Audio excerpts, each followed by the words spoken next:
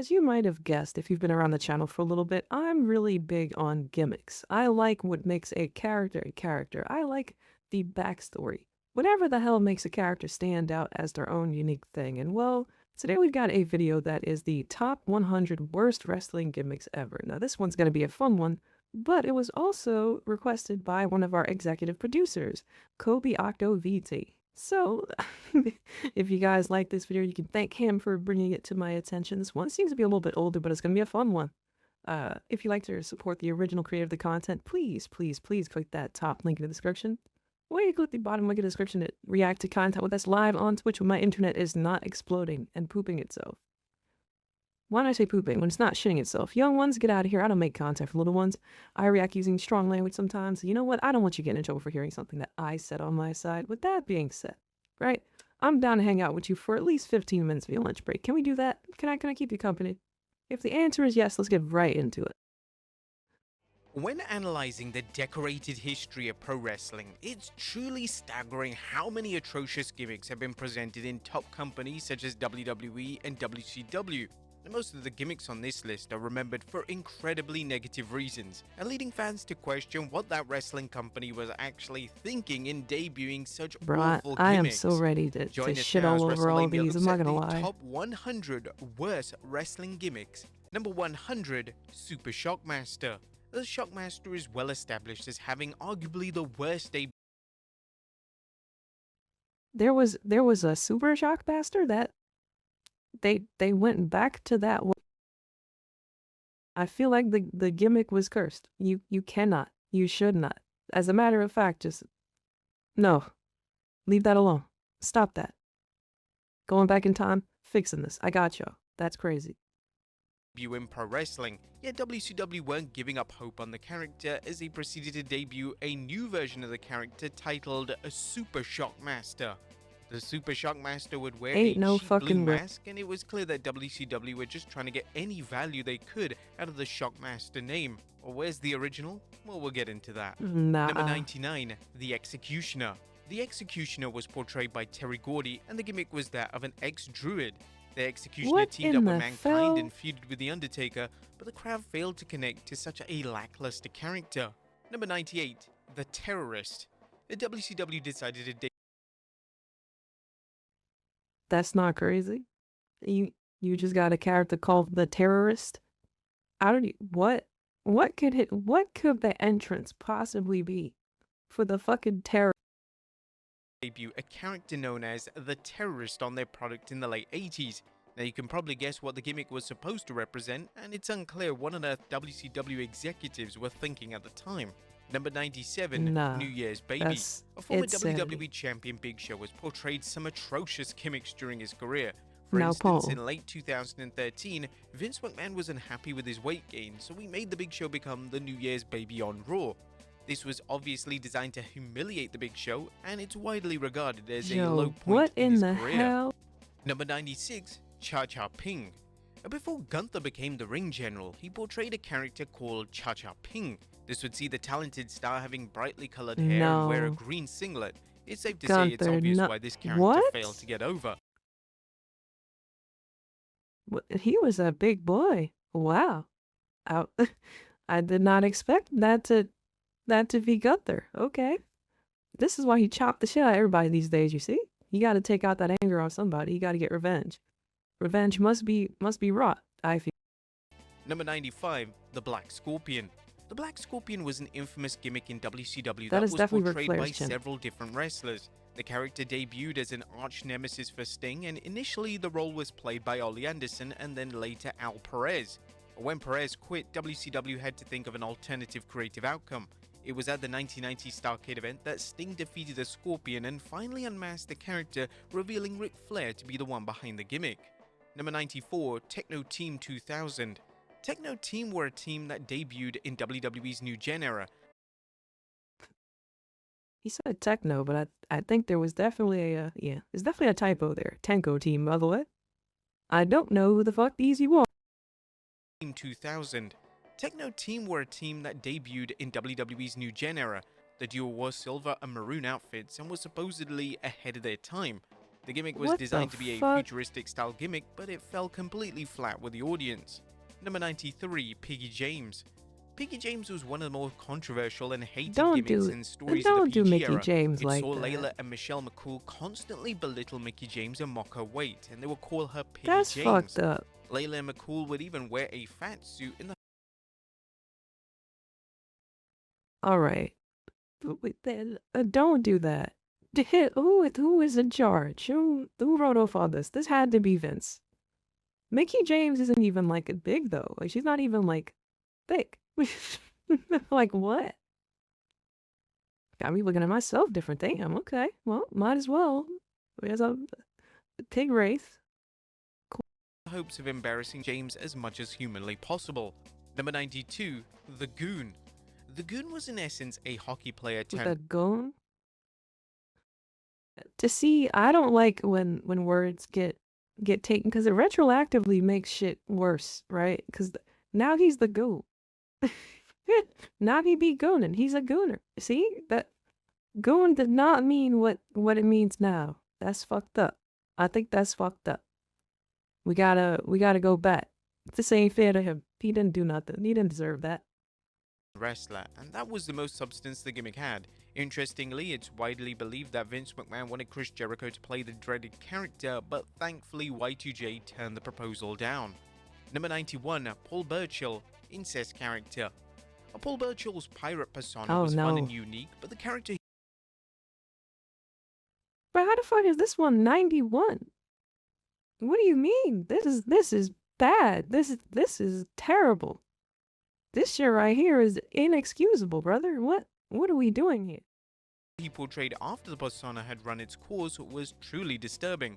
In 2008, Burchill and his kayfabe sister Katie Leah would become an on-screen duo, and the controversial gimmick and storyline was that they were in love with each other.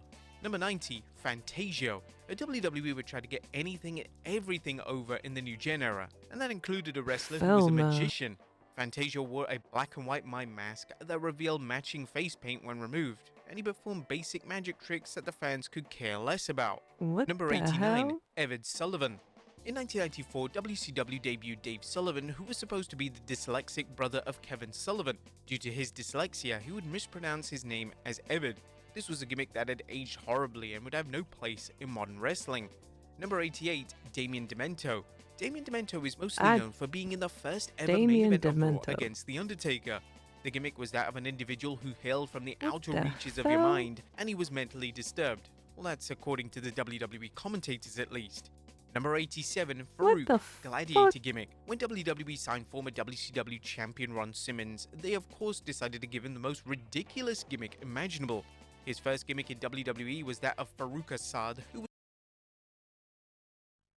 yeah, he's definitely dressed like he's dressed like fucking Sub-Zero in a thong. Well, I could rock this though.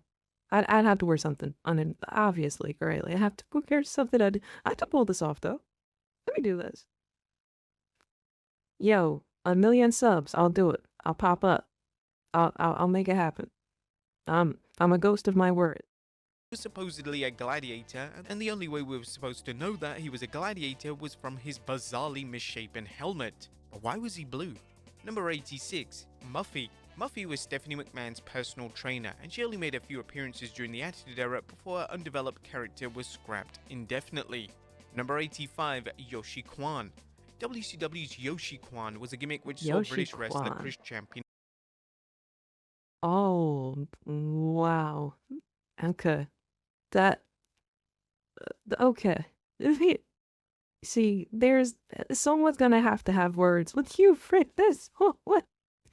Oh, no. Why on Earth? Not Earth. This can't be Earth. Why on Girth?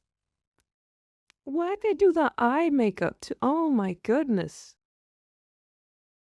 Yeah, no, we gotta send you back to the Shadow Realm. This ain't from our side, bro. This shit is down there with kid. This is down there with Quan Chi and Shang Tsung. This ain't right. Wearing makeup in an attempt to resemble an Asian character. The gimmick was tasteless, backwards, and had really no place in wrestling. Number 84, Braun the Leprechaun. Braun the Leprechaun first appeared in the summer of 1996 in WCW, and he was managed by Jimmy Hart. It was unclear if the gimmick was supposed to be serious or not, as every single segment Braun was involved in felt awkward and cheap. Nevertheless, the persona was portrayed by Dwayne Bruce, who would go on to become a trainer at the WCW Power Plant. Number 83, Bongo. I don't think Braun the Leprechaun is worse than the incest guy, the incest pirate. Like I just, yeah, let's roll that back real quick. I don't think it's worse than the incest guy, personally. I mean, The Caveman. The Bongo the Caveman gimmick only lasted weeks in WCW, and for good reason. The gimmick was portrayed by Tim Parker, and he wore a fucking loincloth Fred outfit Flintstone and carried costume? a club. It was utterly ridiculous that WCW genuinely thought that this would get over. Number 82, Leviathan. Long before Batista was, well, Batista, he portrayed a character in FCW called Leviathan. You know damn well. well. It was basically a demon, but it was incredibly cringeworthy, and it was apparent that Batista wasn't comfortable in the role.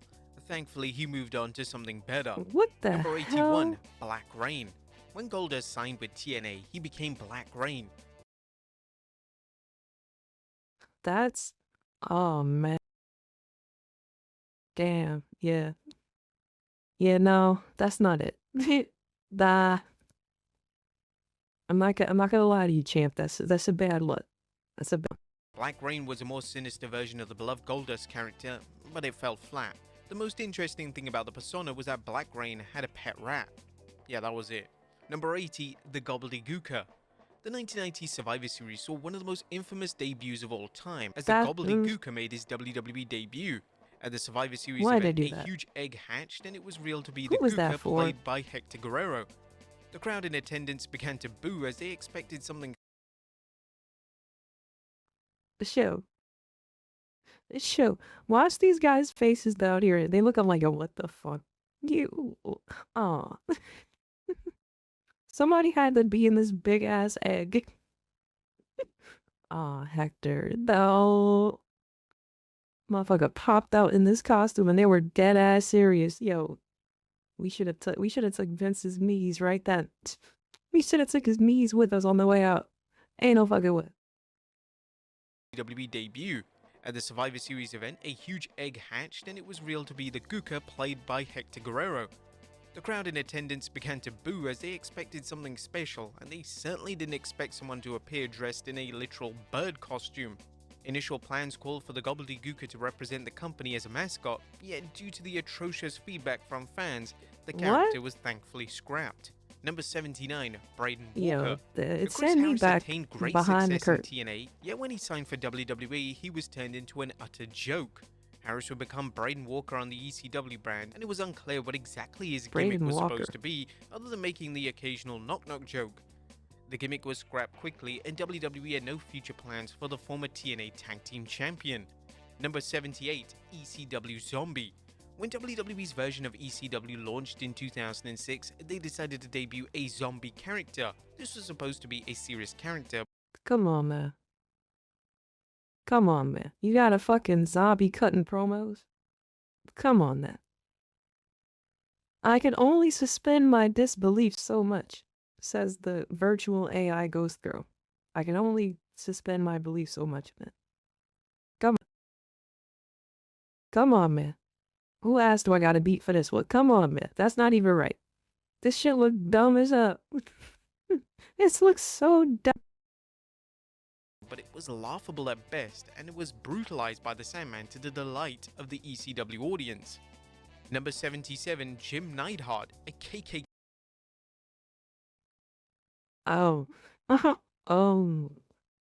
Whoa. Wait. Wait a minute. James Neidhart. This expression is my expression. Whoa. Are y'all dead ass? Oh, I don't even, yo, the promos he must have cut. Oh, hell no. Jim. No. K member.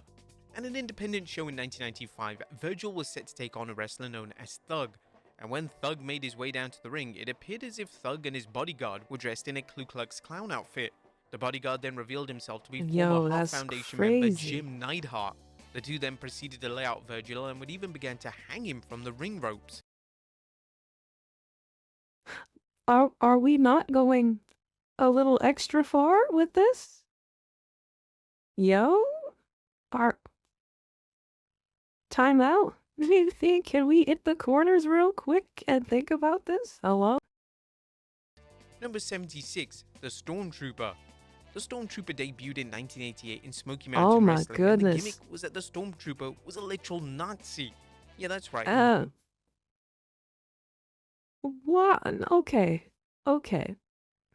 So, these are kinda high up on this list. Like, there's legitimately at least 70 more to go after these. So, like, what?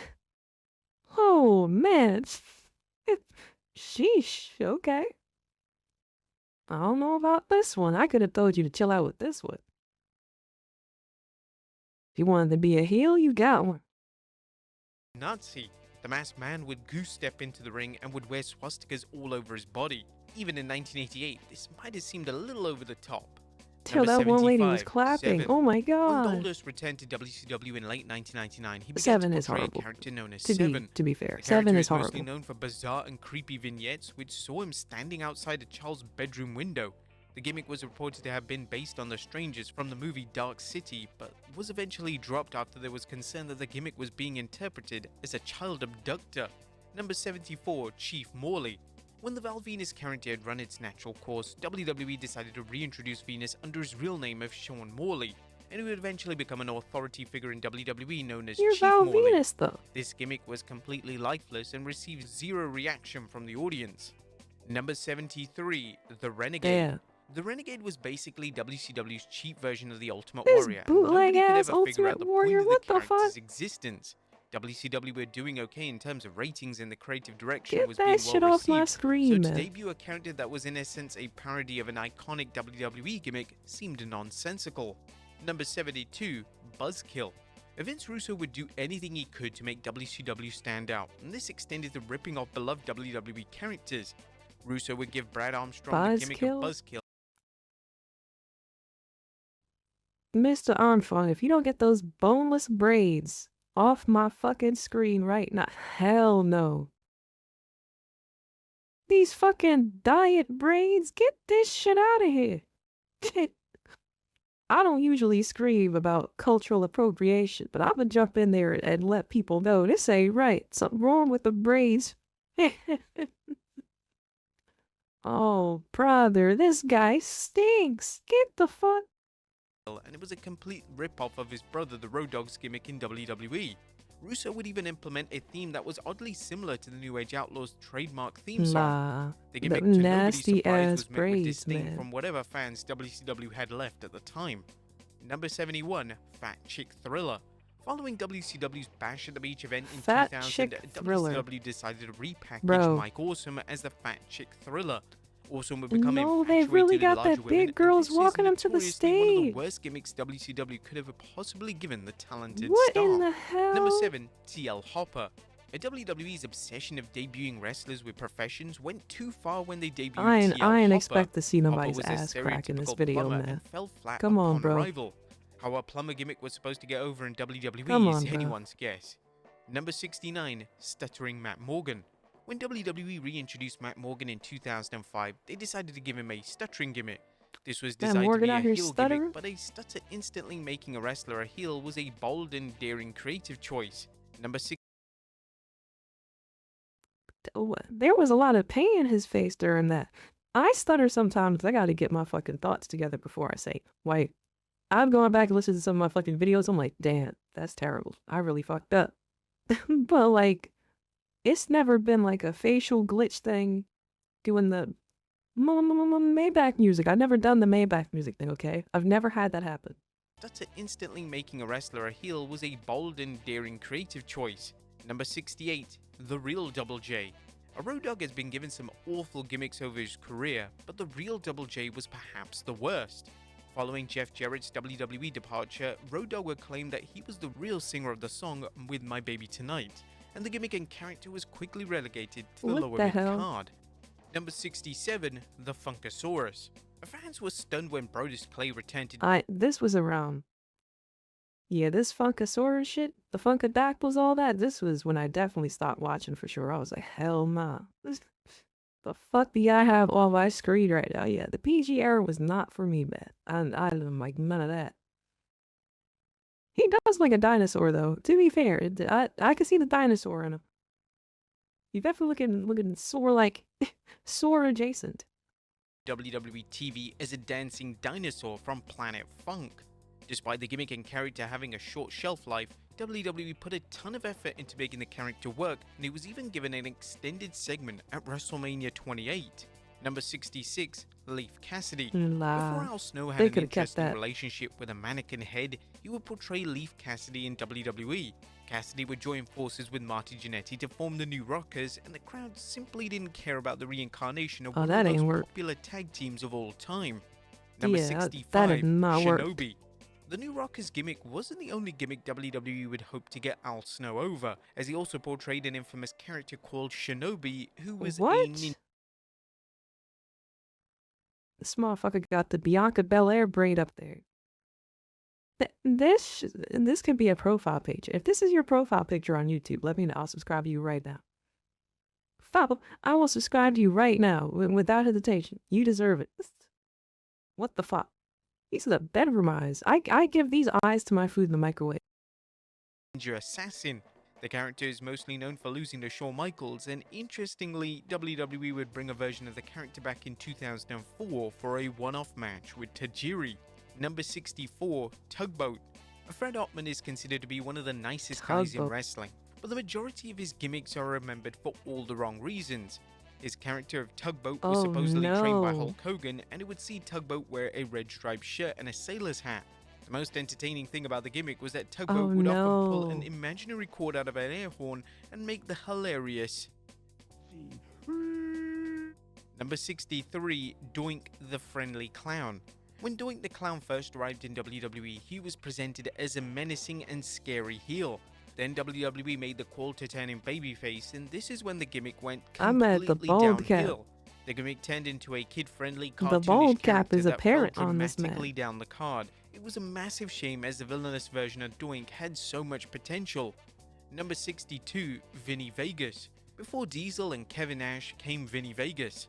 Vegas was basically a wisecracking mobster, but it was apparent that this wasn't the gimmick or character that was going to take Nash to superstardom. Number 61, Oz. As well as Vinny Vegas, Nash also portrayed one of the most notorious gimmicks in WWE. Bro, get the hell. Get the hell. No, we're not doing this today. No, Kevin. WCW history, as he portrayed a character known as Oz. Oz was a character based on the children's story The Wizard of Oz, and it saw Nash wear a ridiculous lime green robe and laughable fake grey beard. What the fuck? Number 60, Who. A gimmick being introduced so WWE commentators can make terrible puns is never a good idea, but that was the logic of giving Jim Neidhart the Who gimmick in the 90s. Who? Fans literally knew nothing about the gimmick or character, and Who's matches just consisted of a few minutes of Vince McMahon and Jerry Lawler making unfunny jokes at the commentary desk. Number 59, Literally General Who though, bro. G-Rection. When Hugh Morris became the leader of the Misfits in action in WCW, he decided to rebrand himself as General Hugh G-Rection. The obvious pun aside, the gimmick was a complete waste of time, as the only thing different about Morris's presentation was that he wore military-themed gear. Number 58, The Shark. John Tenta was so determined to make his shark gimmick work in WCW that he even changed the tattoo on his arm from a tiger to a shark. The gimmick of a wrestler having characteristics of sharks could only go so far. Despite Tenta's commitment, the gimmick was never going to work. Isn't there a TNA guy called Shark Boy? Like, isn't there a fella? I think somebody told me he pulled like a finesse, like, with his name, where he got to, like, get royalties from Shark Boy and Lava Girl. I vaguely recall someone writing something about that in the comments. That's a W man's right there. W. Also, hi, if you're looking for a... if you're looking for a ghost companion, Mr. Millionaire, I'll gladly... I'll gladly join your side. Number 57, Giant Silver. Giant Silver had size, presence, and WWE were no doubt going to try and make him a main event attraction. Silver would become a Big member of as the hell. Oddities faction, but whenever he wrestled, he was quickly exposed as he was appalling in the ring. His gimmick was literally that he was tall and would wear casual clothing like he was visiting a local mall. Number 56, Golga. Speaking of the Oddities faction, Golga's gimmick was perhaps even worse. Golga was portrayed by John Tenta, and his gimmick saw him wear a mask due to a bone disorder, and he would be obsessed with Eric Cartman from South Park. Number Are we allowed to do that? Did they have a deal with Matt and Trey to just have the South Park in there? What? Okay. 55, The Fake Undertaker. WWE believed that debuting a fake version of The Undertaker and then reintroducing the real Undertaker would do major business, so much so that a match between the two main evented at the '94 SummerSlam. The gimmick was widely criticized as fans simply didn't care, all they wanted to see was Mark Calloway's iconic portrayal on their screen. Number 54, The Red Rooster. Terry Taylor had immense talent as a pro wrestler, but the Red Rooster persona was never going to make him world champion. The infamous gimmick saw him don red tights, and he would even strut like a rooster to the sheer confusion of the audience. Number 53, The Kiss Demon. Nah, bro. The Kiss Demon persona was introduced as part of WCW's deal with the band Kiss. The Demon's entire presentation was based on Gene Simmons and was portrayed by Dale Torberg. While visually impressive, the gimmick had no purpose other than to promote Kiss, and it didn't help that Torberg wasn't exactly bright hot in the ring. He looks cool though. I don't think my opinion counts though, because I'm biased, but he looks cool. I like it. So most of the Demon's matches were very less than stellar. Number 52, Akeem. In 1988, Slick announced that WWE star The One Man Gang was now reborn as African and planned to embrace his roots. Slick then announced that gang would be known as his new name, Akeem the African Dream. Oh, God. The gimmick instantly received backlash as Akeem delivered a promo that was deemed as slightly racist. The one-man gang character was popular and had more room hilarious, to grow, though. but the Akeem persona was completely insensitive and not what fans were pushing to see. Number 51, Big Josh. Upon signing with WCW, Matt Osborne was given the gimmick of Big Josh. The gimmick must have taken a matter of seconds to come up with, as he was an outdoorsman who had a friendly connection with bears, even bringing some down to the ring, which, okay, was pretty cool. Number 50. What? Okay, wait a minute. That's tight though. Bringing bears to the ring is that's serious drip. That's aura. Where's your bears? Your fave didn't bring bears down to the ring. Bears, even bringing some down to the ring, which, okay, was pretty cool. Number 50, Skip Sheffield. Now, before debuting as Ryback, What are you doing? Known as Skip Sheffield. The gimmick had poor writing and execution behind it, as the character was just a cowboy, a gimmick that had been delivered 100 times before. Number 49, The Johnsons TNA. The Johnsons tag team represented the worst of TNA. The team which consisted of Richard and Rod Johnson. Okay, like, even without the costumes on, they look like dickheads. They're probably swell guys, but come on, that is a tip. That is a fucking... My man's is very penile. He's very penile. Johnson would compete in flesh-colored bodysuits, which were without question amongst the most horrific ring attires in wrestling history. This was the bottom of the barrel in terms of a character and gimmick, and it's hardly a surprise their run in the company was brief. Number 48, The Dicks. In 2005, WWE decided to debut a new tag team known as The Dicks. The duo were dressed as Chippendale's dancers, and the gimmick was dead on arrival, as the crowd just didn't care about such a terrible gimmick, and we don't blame them. That is not for the crowd. The Ding Dongs. The Ding Dongs are often found at the top of the list of WCW's worst gimmicks. WCW executives believed that the duo would be insanely popular in the company, but they were wrong, very wrong. As the moment the duo appeared on screen wearing colorful outfits, the crowd booed immediately. Now, the gimmick is hard to explain, but in essence, one of the members of the Ding Dongs would ring a bell on the outside when the other was on the offense. It was incredibly frustrating, and it's no surprise the WCW audience absolutely loathed it. That sounds annoying as hell. Oklahoma. There have been some tasteless and controversial parodies over the Fuck years, this but the Oklahoma parody of shit. Jim Ross that WCW presented in 2000 went a step too far. The character would be known as Oklahoma and portrayed by former WWE writer Ed Ferrara. Ferrara would dress in a manner similar to JR, but he would mock JR's Bell's palsy, which was where the majority of the criticism for the character came from. Number 45, Meat. That's not Most nice. fans remember Sean Stasiak for his time This in motherfucker's WCW. name is Meat. Oh, hell may no. not have, but he also had a number of runs in WWE. His run in 1999 came as the Oh, he's so infamous character red. known as Meat. Meat was presented That's as a the boy Meat toy for the Red. Premium Sisters, and it goes without saying that the name of Meat was holding him back from ever being taken seriously. Number 45, Shelton Benjamin's Mama. During the Ruthless Aggression era, WWE attempted to do something new with Shelton Benjamin. Benjamin would embark on a losing streak, which led to his Mama becoming an on-air character.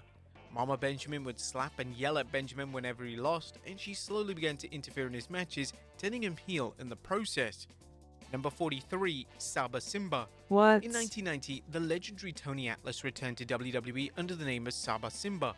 In a unique move, WWE acknowledged the fact that the new character was in fact Atlas, but Vince McMahon on commentary decided to state that Atlas had rediscovered his roots and had now legally changed his name to Saba.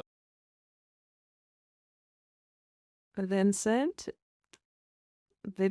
let's not let's not explain something like that. He rediscovered his roots and he came back to wrestle my little baby. Oh my, yeah. Simba. The gimmick was a warrior of a tribe, but it lacked any depth, and naturally it received a ton of criticism from being based on a racist stereotype. Number 42, Naked Come Midian. on, y'all. And do we need to say any more? Well, we Naked still will. Midian. So after his dealings with the Ministry and Darkness were over, WWE decided to repackage Midian as Naked Midian.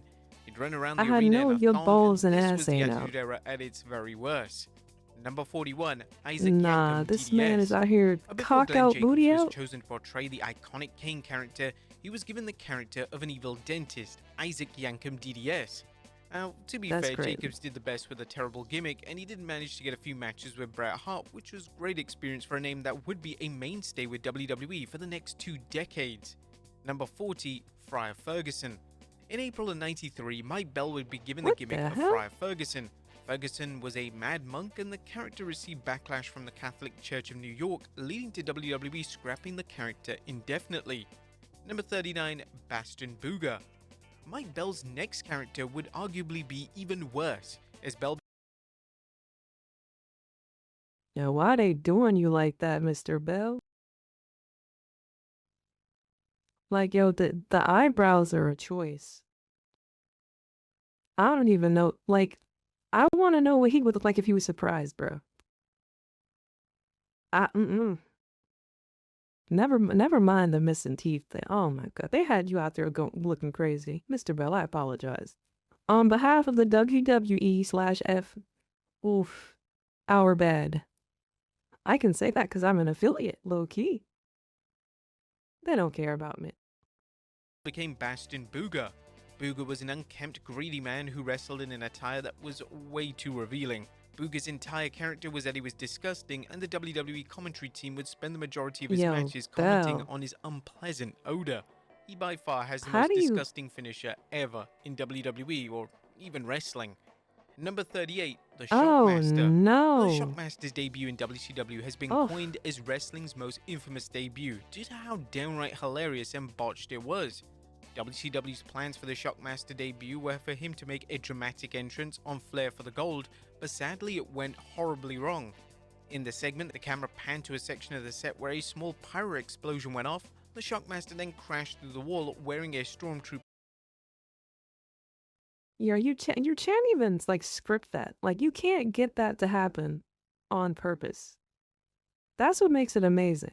There's a timeline where he got it. Like, there was no issue with him making that entrance. There was no board in the way or nothing. He busts through the wall and he becomes this new crazy character. That timeline is wild. What the fuck? What the fuck does that timeline look like? I don't want this one where he busts his ass. I want to go back. Take us back. Helmet, which was covered in silver glitter. The Shockmaster would fall over and his helmet awkwardly stumbled off his head. The infamous character was then doomed from this point onwards. You can even hear the Bulldog say he fell on his ass. Number 37, Kerwin White. In 2005, WWE decided to give Chavo Chavo. Guerrero a brand new gimmick. Chavo would now go under the name of Kerwin White, and the gimmick would revolve around Chavo denouncing his Mexican heritage. The gimmick infamously involved Chavo making insensitive hell racial is remarks that, to black Dolph? wrestlers, which was a cheap and tasteless way to get heat on the character. Number 36, the Booty Man. A Brutus Beefcake was an outstanding gimmick, Booty but Man, unfortunately most of Ed Leslie's other gimmicks were atrociously executed. One of his gimmicks in what WCW saw the him become hell the is Booty that? Man. The gimmick involved him being infatuated with his own backside, and of course it fell flat almost instantly.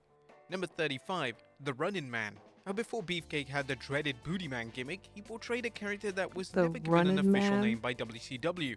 In 1991, a masked character would run in during matches, attack heels, and then just disappear. It was never made clear what the creative plans The fuck is that? Yo, what the fuck is that, bro? Ain't no fucking. were for the character, but it was quickly dropped without any explanation. Number 34, Rockabilly. A Billy Gunn was never going to break out of the lower mid-card with the Rockabilly gimmick. The character saw him become the protege of the Honky Tonk Man, and it came across incredibly forced on WWE TV. Thankfully, WWE quickly realized this and decided to have Gunn join forces with the Road Dogg to become the New Age Outlaws. Number 33, Key. There we go, The yeah, we'll Attitude take Era that. had endless characters that have aged terribly, and The Key hell is is Key? certainly one of them. Key was portrayed by Vic Grimes, and his character was that he was a drug dealer and was somewhat associated with Prince Albert and Droz. Number 32, PG-13. PG-13 were a tag team combination consisting of JC Ice PG-13. and Wolfie D. The duo were known for delivering horrible raps in the ring and having two of the worst wrestling names of Who all the time. hell? Yo, there's a timeline where these guys are like John Cena. Like both of these guys collectively together are John Cena, bro. Word life. He's just word life. It would be them. I don't like that one. They keep that, honestly. What the fuck? This hat? I can't take you seriously with this hat. You gotta go. Number 31, Moppy. The WWE decided to give the talented Perry Saturn a new gimmick in 2001. Saturn would fall in love with a mop. Yeah, that's right, a mop. Whilst the gimmick was ridiculous, it did result in Saturn receiving the most positive crowd response of his entire WWE tenure. Number 30, Max Moon. I liked the mop idea thing for as the a Max Moon kid. character, according to I Conan, really did. was a cyborg that was from outer space. The costume itself reportedly cost $13,000, meaning that WWE heavily invested in the bizarre 13,000 for what? For that? Oh, get your money back, brother. Somebody do the math. Adjust it for inflation. How fucking expensive is that? an outlandish character. The character would debut in 1992 and would be portrayed by Conan, but the gimmick fell flat instantly and Conan opted to leave WWE due to backstage issues. Despite the gimmick being lackluster at best, McMahon decided to put the rather comedic costume on That the was wrestler, that was a being waste Paul of money. Diamond. Please Number send that shit 29, my way. I Man could pay a Mountain bill or two Rock. with that. Man Mountain Rock debuted in 1995 and he wore a colourful outfit and played a large guitar shaped as the classic WWF logo. The gimmick was incredibly annoying and it was unclear if fans It's a cool were supposed guitar, to though. root or detest the character. Number 28, Quang. Quang was portrayed by Savio Vega and the character made his official WWE debut in early 1994. The gimmick was criticized for being cliché and stereotypical as the gimmick was a mysterious Asian wrestler, and to try and enhance the gimmick, WWE had Quang use martial arts moves and of course the Asian myth. Yo, he kicked the shit out of Brett just now. Jeez, I may have spit in the mist at the referee. Like, what the fuck was that? How did you? Can't forget that. Number 27, Avatar. In an attempt to cash in on the success and popularity of the Power Rangers, WWE would give the future Al Snow a character known as Avatar. The gimmick saw him come to the ring and put on a mask to wrestle, and it was implied that he was obtaining strength and power from the mask. No fucking Number way. 26, Beaver Cleavage. When Headbanger member Thrasher suffered an injury during the Attitude Era, WWE decided Beaver to Cleavage, repackage by the the way. other Headbanger Mosh and would debut a new gimmick and he would be known as Beaver Cleavage. This character would appear in What black and the white vignettes with hell? his mother, and it was implied that their association went beyond the normal mother and son relationship. Yeah, we'll let you work that one out. Number 25, Chaz, the Woman Beater. Speaking of Mosh, the Beaver Cleavage Oh character wasn't no. his only terrible gimmick, as when that gimmick came to an end, Mosh would use the name of No. Chaz, and he was involved in a storyline where he was supposedly beating his girlfriend. Why are they Eventually, it doing was this? discovered that his girlfriend was lying, and WWE decided to reform the Headbangers. Number 24, Giant Gonzalez. In early 1993, WWE decided they needed a new foe for The Undertaker, so they introduced the world to one of the worst characters in WWE history, Giant Gonzalez. That shit look crazy, man. Come on, man. Come on, man. There had to be somebody that was like, it's not even the same skin tone. Come on, brother. Brother. Gonzalez legit stood at 7 feet tall and would wear a bodysuit which featured airbrushed fake muscles as well as fake hair scattered in random locations. The attire was laughable and the audience simply couldn't take the attire or the gimmick very seriously. Number 23, Fake Diesel. That's surely ridiculous. When Diesel departed WWE in 1996, they decided to introduce a new version of Diesel played by the future Kane, Glenn Jacobs. The character was nonsensical, and it was evidence that WWE would do anything to try and defeat WCW in the Monday Night Wars. Number 22, Fake Razor Ramon. But it wasn't just Diesel who re-debuted following Kevin Nash's WWE exit These in 96. are worse than the incest pirate guy, though? Is like, Razor Ramon, they also reintroduced that's what I'm asking. I just want to make sure that we're clear here. Just like the reaction to Diesel's reintroduction, the character was met with disdain from the WWE audience. Number 21, Battle Cat. A character that acted like a cat was inevitably going to debut in a promotion like WWE, and a cat-type character debuted in the 90s under the name of Battle Cat. The character donned a cat-like mask, and to express his cat-like agility, he would perform basic gymnastics around the ring. Number 20. Not the basic gymnastics. You know, I think a cat gimmick wrestler might be cool. Probably on the woman's side, though. Unless you wanted to go like the full-on Black Panther with it, and then suffer the wrath of the copyright gods. But I think a cat-type wrestler would be cool. Make sure my man kicks out 9 times. Give him 9 lives, bro. 20, DDP the Stalker. When WWE signed the incredibly popular DDP in 2001, they decided to turn him into a villainous stalker. DDP would stalk The Undertaker's wife, and it's widely regarded as one of the worst character changes in wrestling history, and it completely annihilated DDP's run in the company. Why you do this? Number 9, Duke the Dumpster Droese. Duke the Dumpster Droese debuted in WWE in 1996, and he was a literal garbage man. He would carry a trash can to the ring, and it was never made clear how on earth the fans were supposed to positively connect to such a lame and underwhelming character.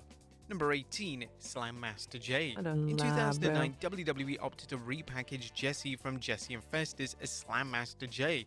Slam Master J was a rapper character, but it came across as awkward, unfunny, and fans ultimately hated the new persona. Number 17, Molly Holly's Large Backside. Why is his neck so red? In 2002, the women in WWE had to take any storyline and gimmick handed to them in order to be awarded any TV time at all. In the summer of 2002, the main focus when it came to Molly Holly's character revolved around her so-called large backside. Babyfaces would mock and belittle her behind on a weekly basis in the gimmick. That's crazy, right? Like back then, having a big ass was like an insult. Let me tell you something, honey. I'll take what I could get. I gotta get this BBL rolling. Oh, stop. Has aged incredibly poorly. Number 16, Karrion Kross's initial main roster persona. When Karrion Kross was initially called up to the main roster, Vince McMahon decided to drastically alter his presentation.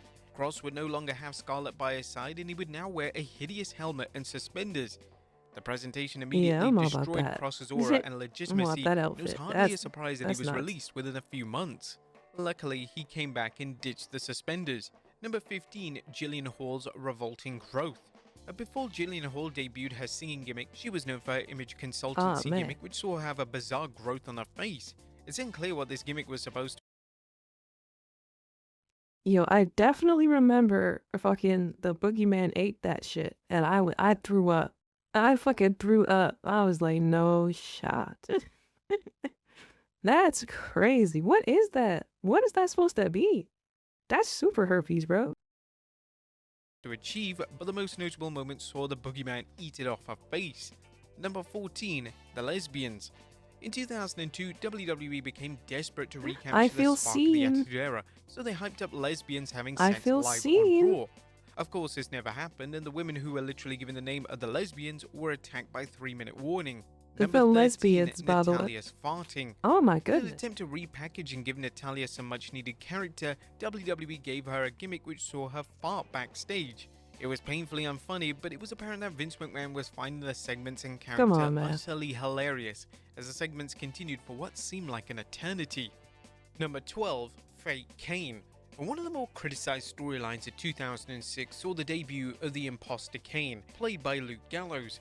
The real Kane was confronted by a man wearing the classic Kane attire, but the issue was Yo, that wig, man. That wig gotta go, brother. That's not right. You're not right for that. You're not right for that. I feel betrayed. I feel just like Kane does. Like, what the fuck? What is that? What's on your head? that the attire was poorly fitted and it looked like WWE had purchased the outfit from a fancy dress shop. Fans had no interest in seeing two Kanes collide, and even though the real Kane was somehow supposed to be the heel in the feud, he was cheered, and the imposter Kane character was scrapped within a few weeks. Number 11, Cedric Von Hausen. Before Johnny Gargano became one of the best in-ring talents in WWE, he would make an appearance. Is that Iron Man gear? Hold on. Hold on. That's kind of fire. I like that. If it's Iron Man gear, you get my stamp of approval. If it's not, the fuck are you doing? Should have made it Iron Man. Before Johnny Gargano became one of the best in-ring talents in WWE, he would make an appearance on WWE TV in 2007 under the name of Cedric Von Hausen. His gimmick was supposed to be the champion of Liechtenstein, and there was no way that Gargano was ever going to be anything more than a jobber with this dreaded gimmick. Bro, like Number ass. 10, the Yeti. Ron Reese portrayed two notorious gimmicks in WCW. Nah, that's the in Yeti, bro. 1995, he played the character the Yeti, and the Yeti was in essence a mummy and was involved in a bizarre segment where he performed a double bear hug alongside the Giant on Hulk Hogan. Number 9, Super Giant Ninja. Ron Reese's gimmick following the Yeti would see him become the Super Giant Ninja. This gimmick was generic and dull, and the outfit looked incredibly cheap. Due to how basic and underwhelming the character was, it would be scrapped relatively quickly. Number 8, Roadblock. Super Giant Ninja, the by the way. character was such a literal character for? that Roadblock carried a genuine roadblock to the ring, and his attire would sometimes often match the color of the sign. Based on WCW's commentary for the character, it was implied that Roadblock was unstoppable. With a name like Roadblock, fans were having a tough time buying into WCW's explanation of the gimmick. The hell? Number 7, Men at Work. Men at Work was a tag team duo consisting of Chris Kanyon and Mark Starr. The gimmick was that of construction workers, and they would come to the ring in hard hats. Steady on with those out-of-the-box gimmicks, WCW. They were trying just about everything. I'll give them credit. They were trying. What the fuck is Brad this? Armstrong the gimmick of Arachnaman. Oh, I'm suing. Bro, this shit, the mouth ain't even on the right way. It's like, unless you're making that face. Throw the whole shit out. Like the entirety of the shit. All of the shit in the trash. Ain't no fucking way. Arachnaman had a striking resemblance to Spider-Man, and it was no surprise when Marvel Comics threatened to sue WCW and they were forced to take the superhero character off TV. Like, stop that shit. Christmas Creature. During Glenn Jacobs' time in the USWA, he portrayed a character known as the Christmas Creature. The creature competed in a green onesie with candy cane stripe, and the most interesting thing about the costume was that it was created by Jacobs' own mother. Number 4, Becky Lynch Riverdancer. I do love that little backstory about it, NXT, though. WWE decided to give Lynch a generic gimmick, which saw her perform. Becky. Honey. I'm glad you escaped this. Who the fuck did that? Who did that to you? And it did the shit that I hate when they change the lighting of the ring. I hate when they do that with the arena lights, dude. I hate it. An Irish dance. The gimmick was hated by the fan base, but Lynch gave it her all. Thankfully, WWE realized that Lynch had major potential as a top female star, so the Irish dancing elements of her gimmick was scrapped. Number 3, Festus. Luke Gallows would play his most infamous character to date when he portrayed the Festus persona. No. Festus was labeled as a mentally challenged and unresponsive man, but when the bell rung, he came alive. In They a about to nice bring up twist on a Eugene after terrible this? gimmick, when Gallows joined CM Punk's Straight Edge Society, the fastest character was still canon, as CM Punk explained that Gallows' mental state as the fastest character was down to his alcohol addiction. Number 2, Abe Knuckleball Schwartz. Abe Knuckleball Schwartz has faced That's cool that they like tied in the Festus fuckery when he got into the Straight Edge Society. was painted to look like a baseball, and he wore a jersey with the number 00 on the back. Schwartz was labelled as the MVP, which stood for the most violent player, but this truly never came across in his in-ring work. And number 1, Mantar. The Mantar character is widely considered to be the worst wrestling gimmick of all time. The Appearing in Mantar. WWE, the gimmick was that of a Minotaur who would charge Come and on, trample his dog. opponent. The gimmick was heavily loathed upon arrival, and it was a clear Come indication on, that dog. There's zero way. There's zero way that they really thought that was gonna be a thing with that big ass Eddie. No. Hell no.